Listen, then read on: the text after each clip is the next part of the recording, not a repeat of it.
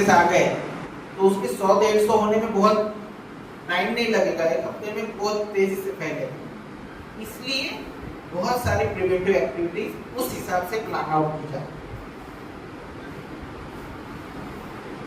तो जैसे मैंने बोला कि भाई आपको क्लिनिकल कोर्स समझना है, तो जिस दिन फीवर आता है उसके मान लेते हैं जो इंक्यूबेशन पीरियड है, यानी मच्छर ने काटने के बाद जो वायरस बॉडी में गया रेप्लिकेट होके इस क्वांटिटी में पहुंचेगा पेशेंट को सिम्टम आएंगे।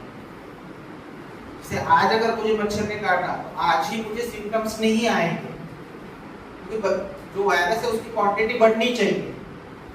वो क्वांटिटी कब बढ़ेगी? जब वो रेप्लिकेट होगा।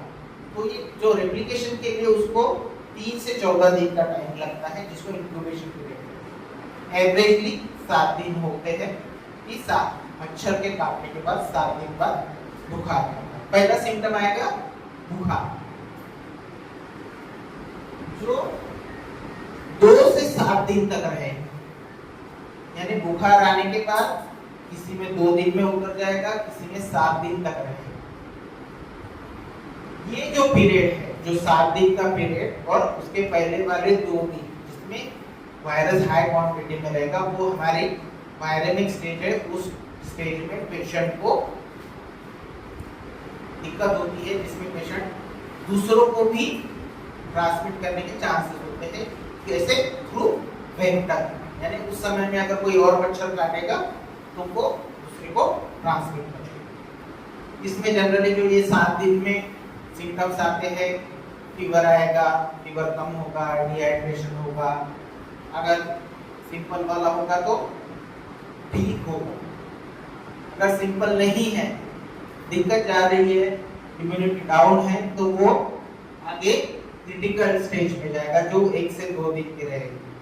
इसमें सीवियर ब्लीडिंग होगी मतलब रैशेस आएंगे, नाक से खून आएगा, प्लेटलेट्स बहुत ज्यादा डाउन होंगे, क्योंकि धीरे धीरे जो मैंने जैसे फीवर बढ़ा, प्लेटलेट धीरे धीरे डाउन होंगे 7वें दिन में। 7वें दिन के बाद वो बिल्कुल बेसलाइन पे आएंगे, जहाँ पे पेशेंट को दिक्कत होगी।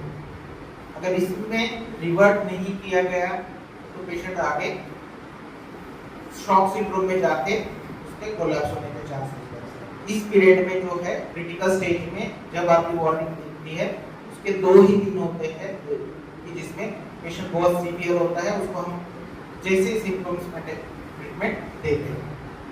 जिसके बाद नेक्स्ट जो आएगा 3 से 5 दिन का जो है रिकवरी पीरियड होता है। इसलिए जैसे उन्होंने बोला कि आपको, मैंने जो बोला कि एक बार आपको डेंगू होगा तो 15 दिन लगते हैं ठीक होने में, तो ये पूरा 15 दिन का पैटर्न चल रहा है। इसी में मैंने पहले सिम्टम्स आने से लेके 15 दिन तक आप पूरे वो स्टेज में से धीरे धीरे जाओगे तो बाहर आओगे।